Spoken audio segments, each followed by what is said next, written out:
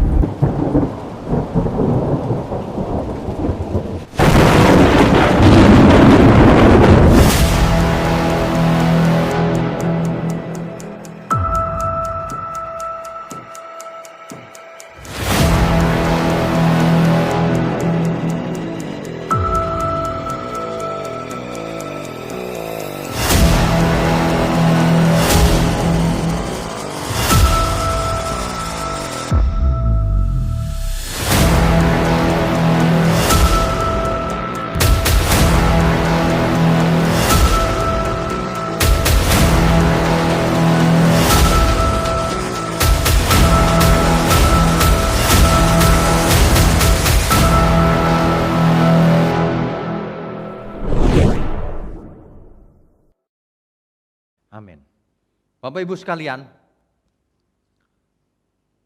pada umumnya Kristen zaman sekarang itu yang dikejar adalah berkat jasmani. Pada umumnya banyak ajaran atau khotbah-khotbah yang menjanjikan kenikmatan duniawi, yang memberikan penghiburan, yang menyenangkan telinga, tapi jarang mengupas dengan jujur apa kata firman Tuhan. Akibatnya parah sekali. Banyak orang yang mendengar firman seperti itu, atau ajaran seperti itu, tidak akan berbuah-buah hidupnya. Ia bahkan akan menjadi bonsai, imannya akan kerdil terus. Dan ini sangat berbahaya. Ini sebenarnya bentuk sabotase dari firman Tuhan. Firman Tuhan dikerdilkan, seolah-olah tujuan hidup ini sukses ala dunia. Nah, pagi ini kita harus ingat apa sih sebenarnya yang dimaksud oleh Alkitab. Apa sih sebenarnya yang dimaksud oleh Tuhan dengan hidup berkelimpahan di bumi. Ya. Firman Tuhan berkata, aku datang memberi hidup, hidup yang berkelimpahan. Lalu banyak orang mengartikan kelimpahan ini adalah kaya raya di bumi. Sukses, jadi kepala bukan ekor. Ayat-ayat Alkitab dicomot sebagian-sebagian untuk membentuk suatu berita yang menyenangkan. Tidak dilihat konteksnya. Dan ini sangat menyesatkan sebenarnya. Sesungguhnya Alkitab dengan jelas sekali menegaskan bahwa kita tidak akan selamanya tinggal di bumi. Bahwa usia manusia sangat terbatas. Di zamannya Musa saja, umur manusia sudah turun jauh seperti hari ini. Di Mazmur 90 ayat 10 dikatakan umur manusia sekitar 70 tahun. Kalau kuat 80 tahun, itu pun kebanggaannya adalah penderitaan. Mungkin yang dimaksud Musa sakit penyakit ya. Sedangkan Musa hari itu umurnya 120 tahun. Jadi ada banyak sekali bangsa Israel yang bandel. Makan daging sembarangan, makan yang haram-haram, sehingga umurnya pendek. Hari ini ada banyak sekali penyebab yang mengakibatkan manusia berumur makin pendek. Makanan dicampur formalin, dicampur borak, melebihi yang seharusnya diizinkan. Pewarna tekstil dipakai sebagai pewarna makanan. Binatang-binatang dibesarkan dengan hormon. Akhirnya manusia yang makan. Akhirnya manusia kebanyakan hormon yang tidak seharusnya ada di dalam tubuhnya. Akibatnya umurnya pendek. Dunia ini tidak bisa diharapkan. Umur manusia di bumi ini pendek. Itu sebabnya di Alkitab dikatakan manusia berlalunya buru-buru. Lalu melayang lenyap. sebab debu kembali kepada debu. Setiap kita pasti mati, itu pasti. Ya. Nah, usia kita terbatas yang pertama. Yang kedua, memang manusia disetting Tuhan tidak untuk tinggal di bumi selamanya setelah jatuh dalam dosa. Skenarionya berubah. Tuhan sediakan bumi yang baru. Bukan bumi yang ini. Jadi kalau ada ajaran, wah bumi ini yang akan jadi surga, itu salah Bapak Ibu. Tuhan Yesus secara eksplisit menjelaskan hal itu. Aku pergi menyediakan tempat bagimu. Supaya di mana aku ada, kamu pun ada. Supaya di mana Tuhan ada, kita pun ada di sana. Amin. Semua cerita Alkitab, kisah Alkitab atau tulisan Alkitab mengisahkan hal itu. Ya. Hal kerajaan surga seperti seorang tuan yang pergi jauh, yang memanggil hamba-hambanya. Ini saya ulang-ulang terus nih. Para hambanya diberi modal, ada yang mau diberi modal 5 talenta, ada yang 2 talenta, ada yang 1 talenta. Suatu hari sang tuan itu pulang kembali untuk menagih pertanggungjawaban masing-masing hamba, yaitu kita semua. Yang bertanggung jawab, hamba yang baik akan dibawa ke bumi yang baru. Bersama dengan Bapa, bersama dengan Tuhan Yesus. Itu yang ditegaskan Alkitab. Jadi jangan merasa bahwa kita disetting untuk hidup di bumi selamanya. Kebangkitan itu tidak terjadi di bumi. Kebangkitan itu dibangkitkan lalu dibawa ke surga. Bukan hidup di bumi. Jadi Bapak Ibu yang fokusnya hanya bumi ini, mari kita sadar. Coba Bapak Ibu periksa Alkitab kita. Kejadian 1 ayat 1, Alkitab kita halaman pertama, baris pertama. Dimulai dengan pada mulanya Elohim atau Allah menciptakan langit dan bumi. Nah, langit dan bumi yang pertama itulah yang akan menjadi surga pada mulanya. Tapi ketika manusia jatuh dalam dosa, langit dan bumi yang sekarang tidak jadi surga. Suatu hari akan jadi lautan api, danau api. Ya. Oleh sebab itu Nabi Yesaya bernubuat di dalam Yesaya 65 ayat 17 atau Yesaya 66 ayat 22. Sebab Dia menciptakan langit yang baru dan bumi yang baru. Firman Tuhan, sebab aku menciptakan langit yang baru dan bumi yang baru.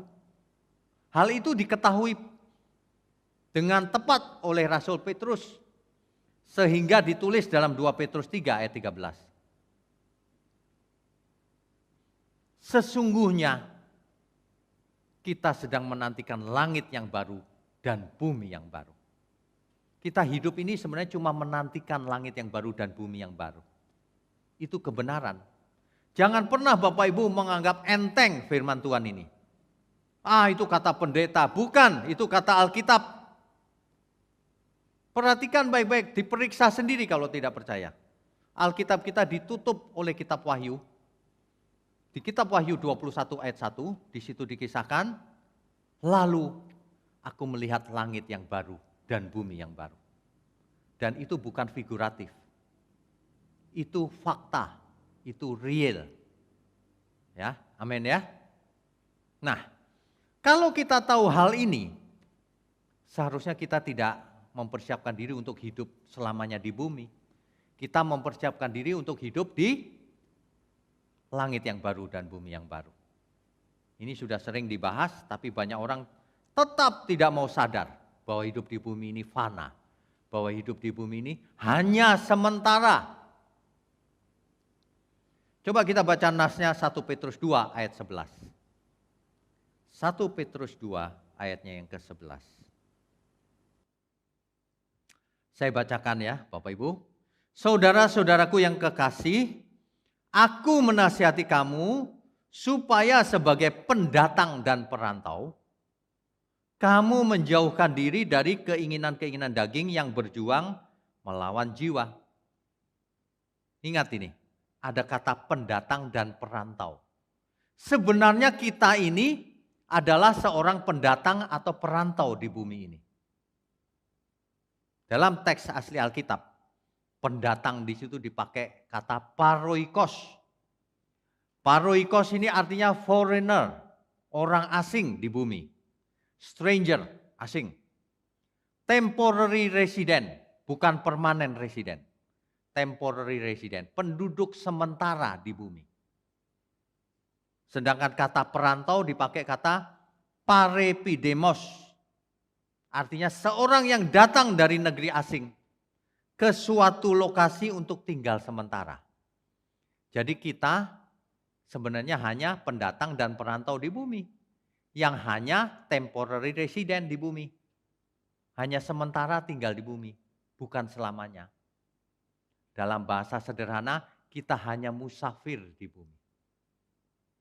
Ada satu peribahasa Jawa, bahwa kita itu hanya mampir di bumi, mampir sebentar. Orang zaman dahulu aja mengerti loh Bapak Ibu, bahwa kita hanya mampir. Kalau kita mampir artinya apa? Artinya kita tidak akan betah di bumi. Artinya kita harus hidup memfokuskan diri untuk bumi yang baru, bukan bumi yang sekarang. Oleh sebab itu Alkitab berkata, jangan kamu kedagingan, karena hidupmu sementara loh di bumi. Kalau kamu kedagingan, kau tidak dapat bagian dalam kerajaan surga. Ya. Oleh karena itu jadilah hamba Allah di ayat 16-nya.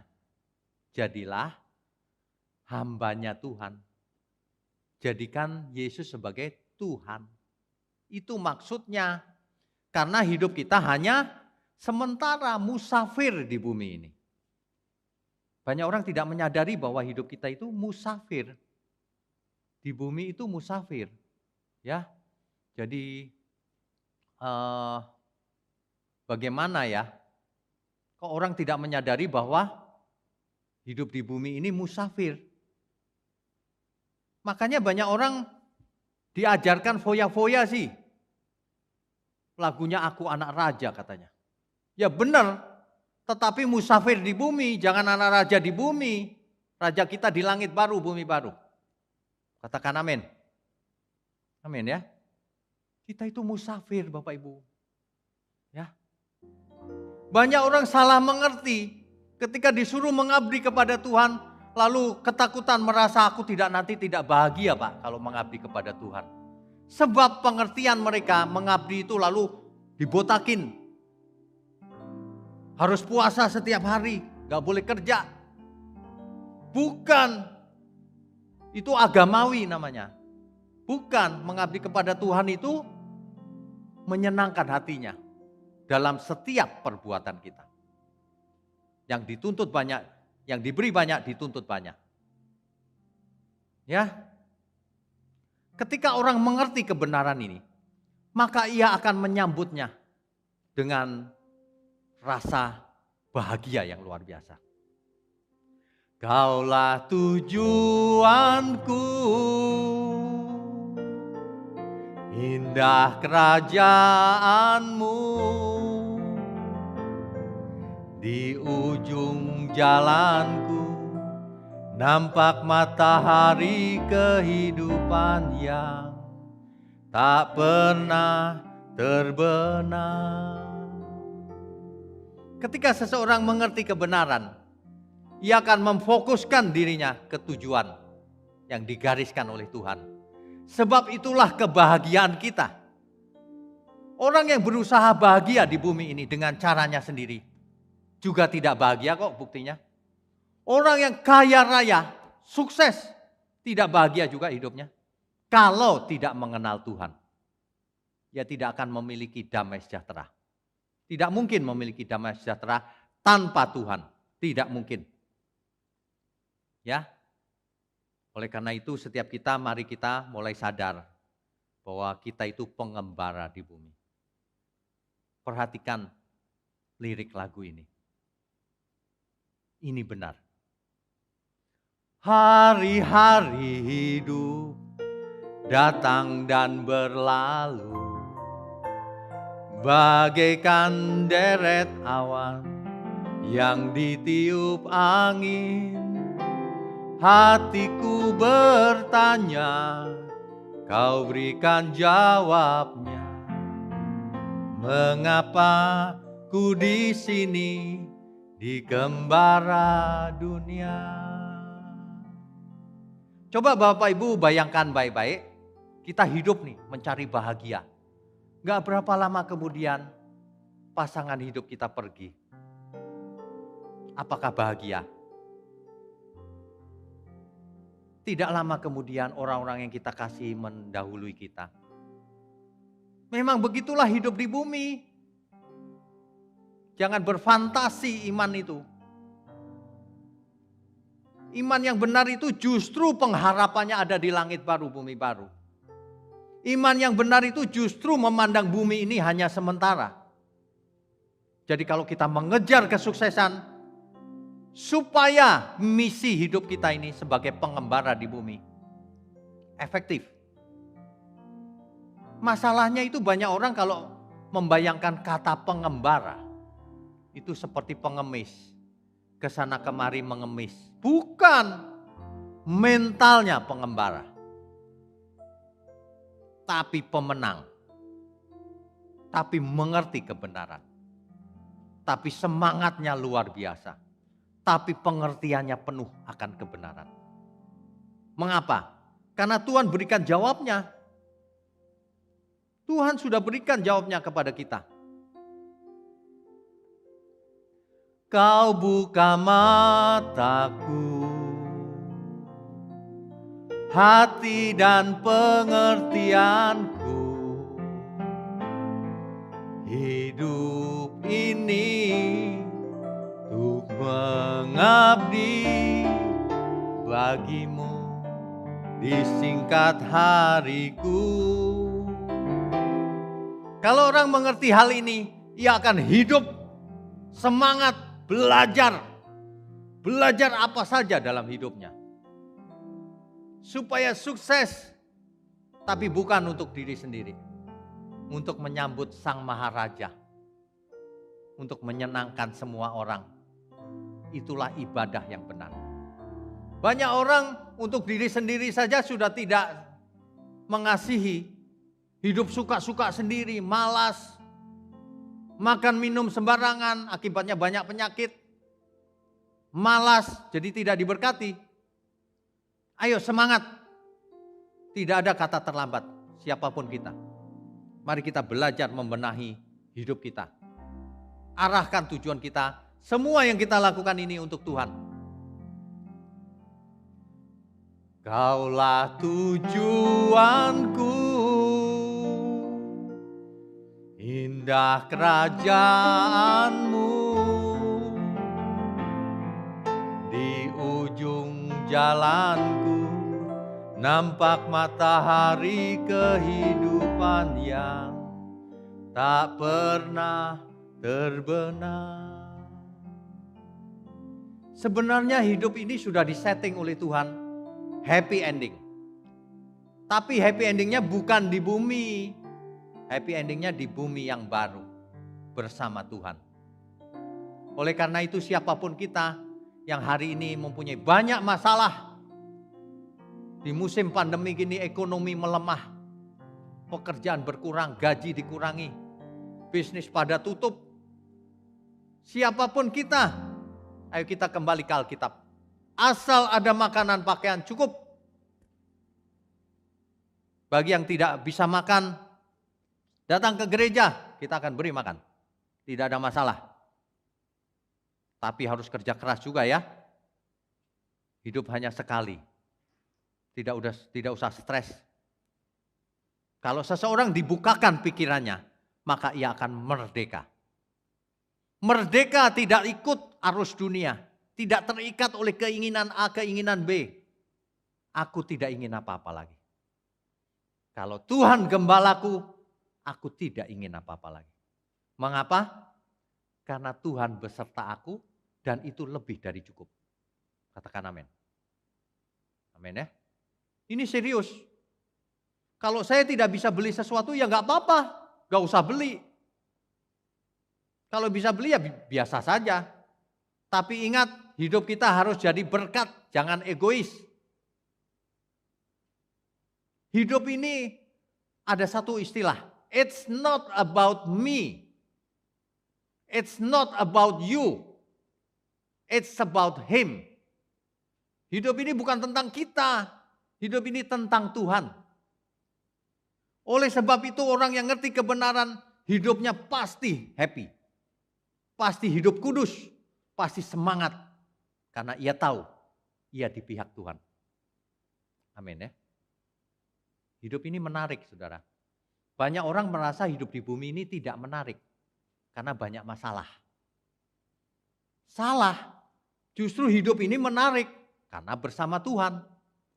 Cara pandangnya yang salah. Hidup banyak masalah itu sudah pasti. Siapa sih yang tidak punya masalah? Tapi kalau seseorang bersama Tuhan, ia akan melewati segala perkara bersama Tuhan. Pemazmur mengerti banget hal ini. Meskipun aku berjalan dalam lembah kekelaman, tapi aku tidak takut bahaya. Sebab gadanya yang menghibur aku. Mestinya begitu. Meskipun aku hidup sendirian, pasanganku sudah pergi, orang tuaku sudah pergi, atau anak-anakku sudah ada yang pergi. Tapi aku tahu mereka bersama Tuhan. Amin ya. Dan kita kerjakan bagian kita selagi kita masih hidup. Maksimalkan. Hidup ini kesempatan cuma satu kali. Ayo kita semangat, karena suatu hari kita bertemu lagi dengan orang-orang yang kita kasihi bersama Tuhan. Oleh sebab itu jangan depresi hari ini. Banyak orang depresi ketika orang yang kita kasihi meninggal. Ada seorang ibu yang sudah berapa tahun ya, 3 atau 5 tahun. Saya bilang jangan begitu Bu. Tuhan tidak suka, tidak berkenan melihat ibu seperti itu. Itu sama dengan memberhalakan masalah kita, perasaan kita. Kita sedih ya. Siapa yang tidak sedih? Tentu sedih. Tapi ia bersama Tuhan. Harapan kita itu nanti kita ketemu lagi. Ya. Orang tua kita tidak ada. Orang tua saya sudah tidak ada semua juga. Kakak saya satu-satunya juga sudah tidak ada. Tapi saya tahu nanti saya ketemu lagi di surga. Amin, Bapak Ibu. Ya, itulah kelebihan kita dibanding siapapun yang tidak mengenal Tuhan. Bersama Tuhan, kita melalui segala perkara. Bersama Tuhan, kita mengerjakan masalah-masalah kita. Jadi kalau kita dikatakan umat pemenang, itu harus berjuang menang. Bukan hanya di bumi, supaya nanti kita diterima di kemah abadi. Rasul Paulus mengerti hal ini. Aku melatih tubuhku supaya kalau orang lain diterima jangan aku ditolak. Itu bukan ditolak manusia. Banyak orang mengartikan ayat itu ditolak manusia. Komentari-komentari juga ditolak manusia. Salah. Rasul Paulus tidak takut ditolak manusia. Ia takut ditolak Tuhan. Sama, kita juga tidak takut ditolak manusia. Tapi kita takut ditolak Tuhan. Ada amin? Tapi kita tidak mau ditolak manusia juga kalau bisa. Jangan jadi sandungan. Kecuali manusianya tidak mau terima kebenaran. Ya terserah mau menolak. Tapi ingat, barang siapa menabur, dia menuai. Sebenarnya kalau kita merenungkan hidup kita baik-baik. Hidup kita ini tinggal berapa lama lagi sih? Tidak lama. 10 tahun lagi? 20 tahun lagi. Setelah itu kita berlalu. Ada yang kirim video ke saya. Video ini bagus sekali. Ada seorang anak kecil main ayunan. Lalu kameranya berpindah tempat dari belakang. Sampai ke belakang anak ini sudah remaja. Muter lagi kameranya. Lalu remaja ini sudah jadi pemuda. Ayun berayun. Muter lagi. Lalu sudah jadi dewasa. Lalu jadi tua. Dalam satu putaran lagi, ayunannya tinggal ayunan. Bumi ini tragis. Hidup ini tragis. Banyak manusia mabok dengan dunia ini. Ia mengejar kekuasaan, ia mengejar uang padahal sudah kaya raya, tapi tidak pernah membagikan uangnya. Tidak pernah terbeban untuk mengasihi sesama. Ia membagikan uangnya dalam rangka mencari nama juga. Ia membagikan uangnya dalam rangka mencari pengampunan Tuhan. Ada maunya semua itu. Jangan harap Tuhan bisa ditipu dengan cara-cara itu. Sesungguhnya Tuhan mau kita itu berubah pikiran dan hati kita seperti Tuhan. Sehingga kita bisa memandang sesama itu saudara semuanya. Ada amin ya. Hidup ini sebenarnya menarik. Berkali-kali saya berkata hidup ini menarik. Manusianya yang tidak, mindsetnya salah. Sehingga merasa hidup ini tidak menarik. Hidup ini menarik kalau bersama Tuhan. Makanya harus belajar firman. Tidak ada yang lain. Firman itu nomor 1. Motivator mengajarkan hal-hal yang memotivasi itu tidak ada apa-apanya dibandingkan firman. Cara-cara psikologi, pendekatan psikologi tidak ada apa-apanya dibanding firman. Kebenaran itu beyond all of that. Melebihi segala sesuatunya. Jangan merasa yang lain hebat, firman dianggap enteng. Ya, kesempatan ini cuma 1 kali Bapak Ibu. Mari kita belajar dengan benar. Kita itu hanya musafir di bumi, hanya numpang lewat. Jangan terikat dengan dunia ini. Nanti jadi permanen residen kalau terikat. Jangan kedagingan, ada misi yang harus diselesaikan pada waktu kita mengembara sekarang ini. Jangan terinfeksi oleh virus dunia, cara berpikir dunia, cara hidup dunia. Roma pasal 12 ayat yang pertama dan kedua itu bagus.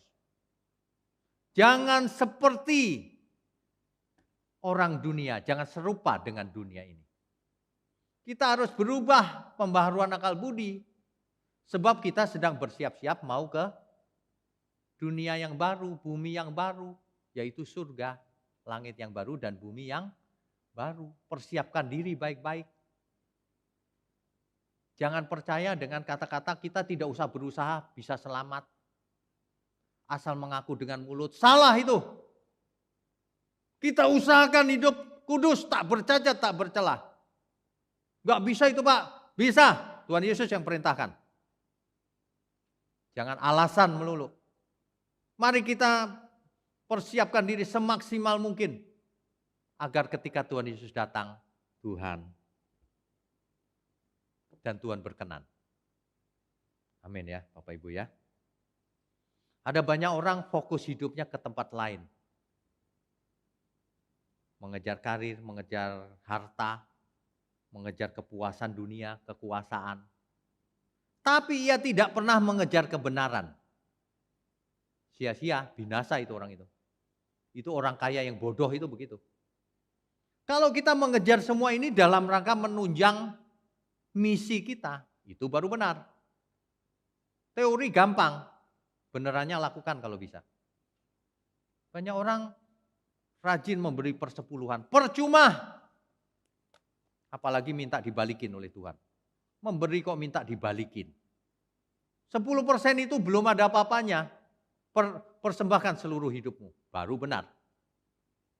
Untuk apa sih kalau kita main monopoli, uang kita lalu banyak, waktu monopoli itu selesai, kan kita taruh lagi, nggak dibawa pulang. Ya sama, hidup ini seperti main monopoli. Kalau kita bayangkan baik-baik, seorang konglomerat triliun uangnya. Tapi triliun itu nggak dipegang oleh tangan, hanya ada di catatan rekening. Cuma catatan. Nanti waktu mati catatannya tetap ada di situ. Nggak ada gunanya. Makanya sebelum mati kita pergunakan sebaik mungkin, semaksimal mungkin. Ya. Amin ya Bapak Ibu sekalian ya. Hari ini kita diingatkan semua bahwa kita seorang musafir. Musafir itu akan tinggal sementara di bumi. Dan musafir di dalam Alkitab ini bukan pengemis. Harus sukses supaya efektif hidupnya bagi kemuliaan Tuhan. Dan musafir Tuhan ini akan menampilkan karakter surgawi menjadi saksi Kristus. Supaya jangan hanya jadi musafir biasa, tapi menjadi teladan bagi semua manusia. Semua orang.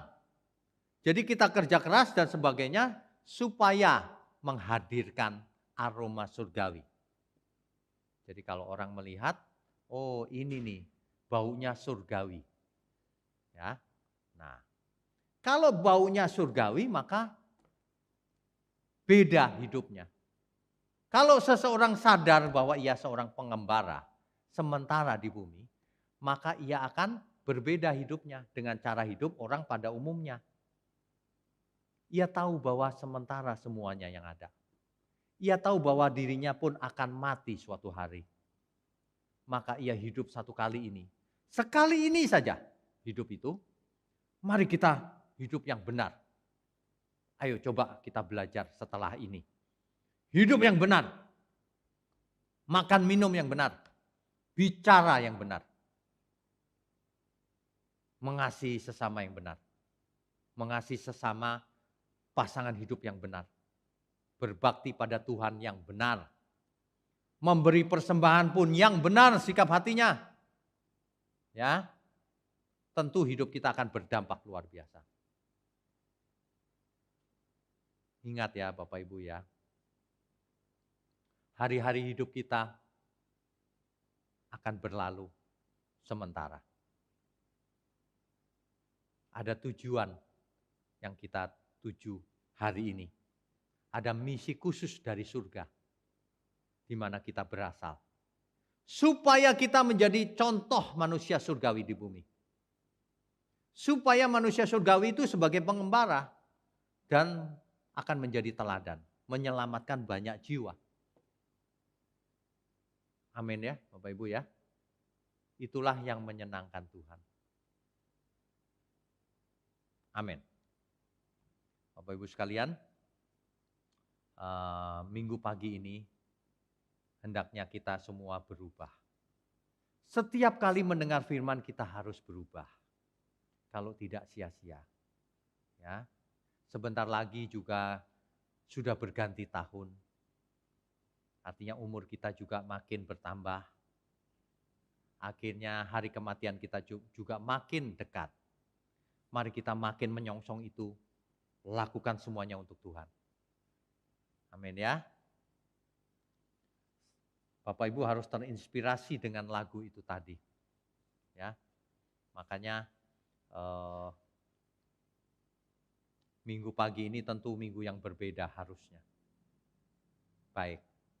Mari kita tundukkan kepala, kita angkat tangan kita. Bapa di surga, terima kasih untuk firman-Mu Tuhan. Tidak ada banyak yang kami bisa katakan selain kami minta ampun dan kami mau belajar terus.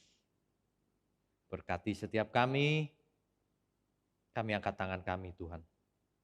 Kami sambut segala berkat yang turun dari surga. Di dalam nama Bapa, Putra, dan Roh Kudus. Amin. Amin. Tuhan Yesus memberkati.